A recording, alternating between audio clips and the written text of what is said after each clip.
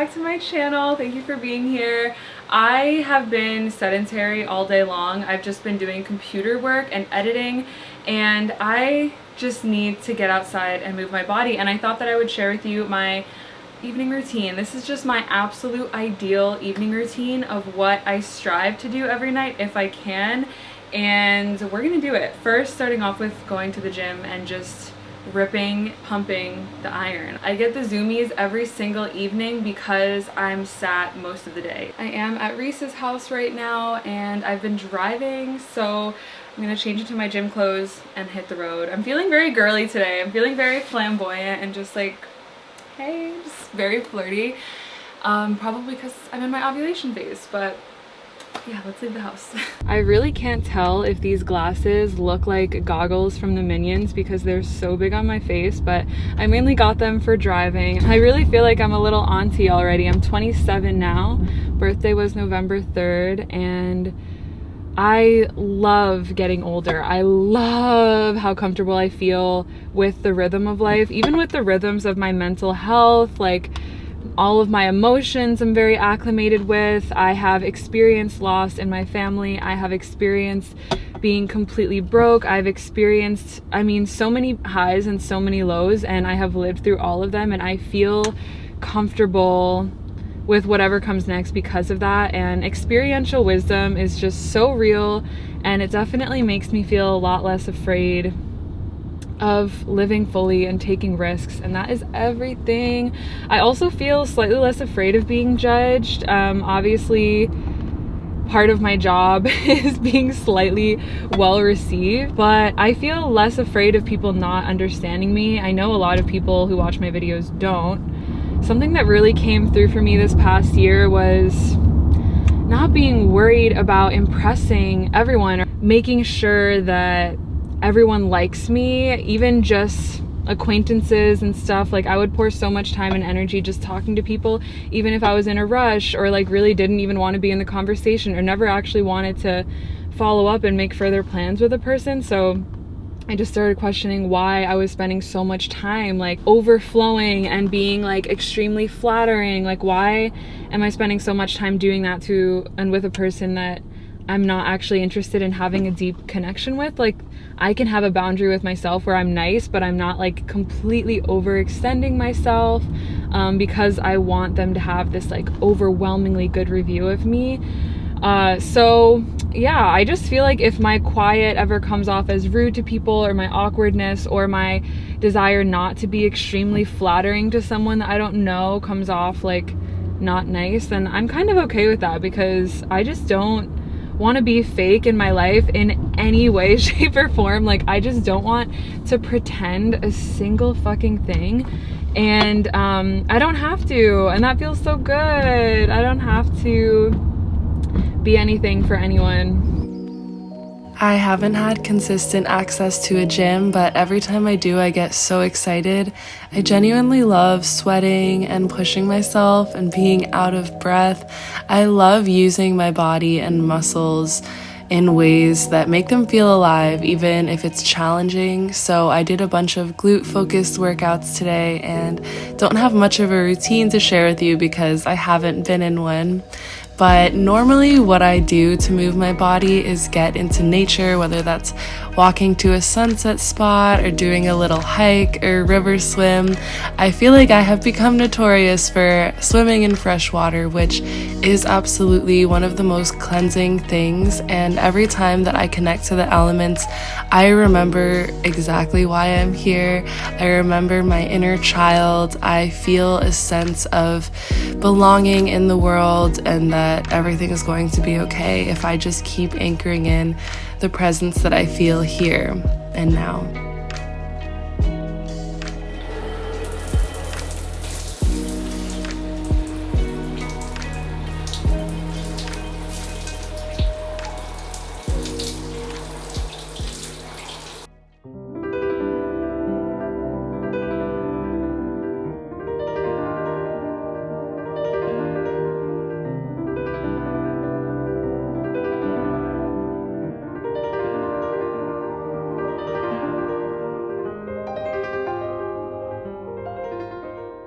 This is one of the simple blisses of life to be freshly showered and get into a bed with fresh sheets. The candles are lit, I have no obligations, and this is what makes me happy at this stage in life. And I have all of my art activities, my Kindle, sketchbook, journal, and typewriter. All of these things prevent me from grabbing my phone for entertainment, but I recently surprised Reese with a new mattress because she just moved into a new spot, and this is a birch mattress. It's so comfortable, and if you didn't know, a lot of mattresses contain harmful materials. Birch Living makes mattresses that are crafted with responsibly sourced materials such as organic cotton, organic wool, and 100% natural latex. Their mattresses are free from polyurethane foams, which can cause harmful off-gassing, and are also constructed without fiberglass that can be detrimental to your health. And honestly, it was just so convenient to unpack this. With your Birch mattress, you get a 100-night sleep trial along with your 25-year warranty to really test it out. And the best part about all of this is that Birch delivers your mattress right to your door for free within the US, and they also offer in-home setup and removal to make your buying experience as convenient as possible. And their Eco Rest pillows are made from recycled materials. They're breathable and better for the environment. I feel like my spine is a lot happier, and most importantly, Reese approves. We've been lingering in bed extra long, and this video is sponsored by Birch Living. They are offering you all an exclusive discount this month, 27% off your mattress purchase plus 2 free pillows. Use promo code BIRCHPARTNER27 to take advantage of this special offer, and act fast. This discount code ends at the end of the month. I've been loving it so much, and I feel like they're the absolute best option if you're looking for a more eco-friendly mattress. It could make a great gift and help you start off the year well rested and ready to accomplish your new goals. I ordered the Birch Luxe Natural Mattress with targeted zoned lumbar support for enhanced contouring with over 1,000 individually wrapped steel coils. This mattress cradles your body while minimizing motion transfer. Since I tend to feel hot when I sleep, the organic materials help keep me cool and regulate my body temperature. It's just 10 out of 10 for me. Materials sourced straight from nature, offering comfort and durability. I just threw together a random assortment of dinner rations. We have udon and some veggies. I feel like this is a bibimbap inspired macro bowl, marinated and sauteed mushrooms and tofu. These are my cooking chopsticks, but I actually just really like eating with them. I realized how ancestral my love for macro bowls is. When I was in Japan, every traditional place that we ate at had this macro bowl style bento box. I'm sure there's a word for it, but I have always loved macro bowls, just an assortment of veggies, grains, something fermented, some proteins, and a really good sauce. And my friends will clown on me for that, and just, I don't know, it's just kind of like a boring thing that I always love to eat. And I realized my people have been eating this for generations. A few things I've been doing to get really good sleep every night. 1, not working out too late in the day. I worked out at like 4 p.m. today. 2, obviously not looking at my phone or any screens before bedtime. I have a really bad habit of late night editing, but I am cutting that out. And 3, not eating too late. So it is 5:30 right now when I'm eating, and my body will have digested at least a good amount of this so that it's not needing to be active as I'm trying to settle into a restful state. It has such an immensely profound positive impact on your waking state when you get around 8 hours of sleep every night. It is so good for your health. It's good for your mental health. It's good for your mood. It's good for productivity, creating less stress in the body in general. So I've really been focusing on sleep and trying to have an actual bedtime routine. I feel like a little baby, but it is so important, and I feel like I'm gonna start tracking my actual sleep and collecting data on my own sleep cycles.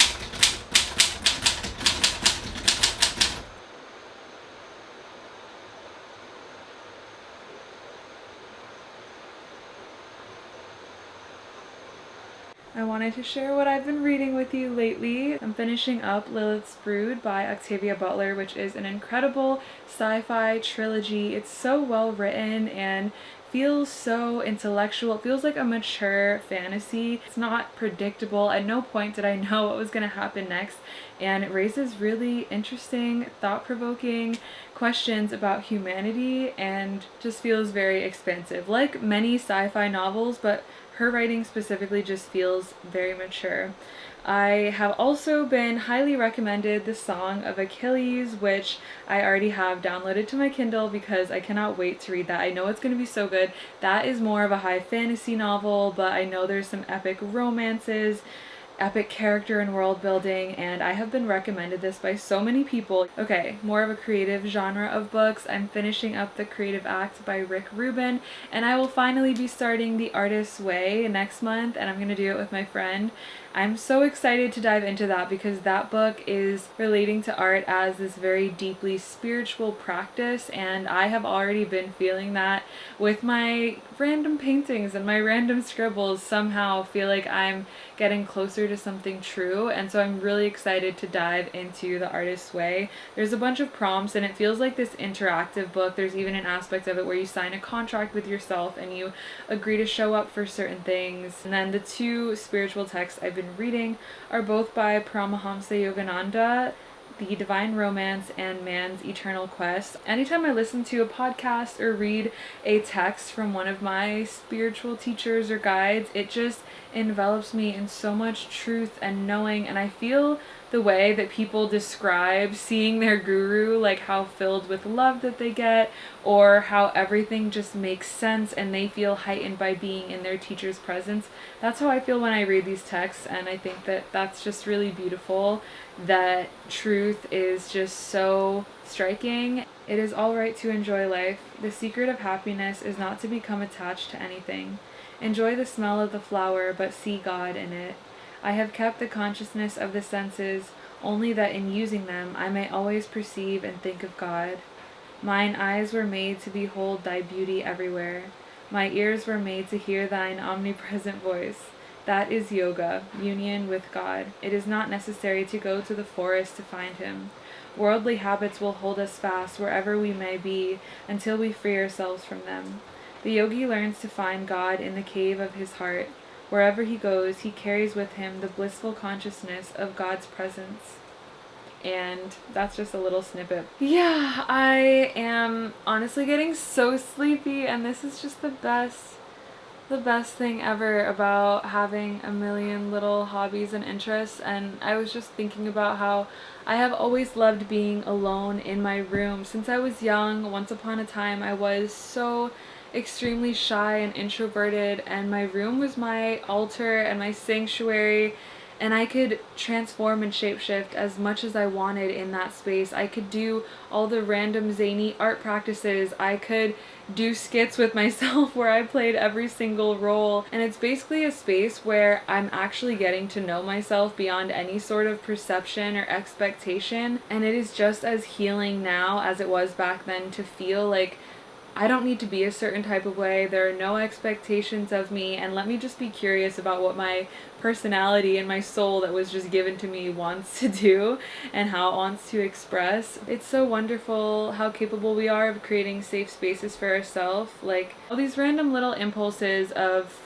love that want to be acted upon, and we don't always listen because we're capable of pushing beyond them. We're capable of continuing to be productive and go harder and stay awake longer, but it is so lovely what happens when you start to listen to those tiny little whispers, to give yourself the tiniest gift of like a single moment away from your phone, or a single positive thought that things could be different from the way that they are now. These things are revolutions, honestly. And it quite honestly just reminds me of the meditation practice, how we can drift so far away from ourselves, and the moment we realize that, we return back. It's just like watching the thoughts getting carried away and then returning back to the watcher, the witness of whatever's unfolding for you.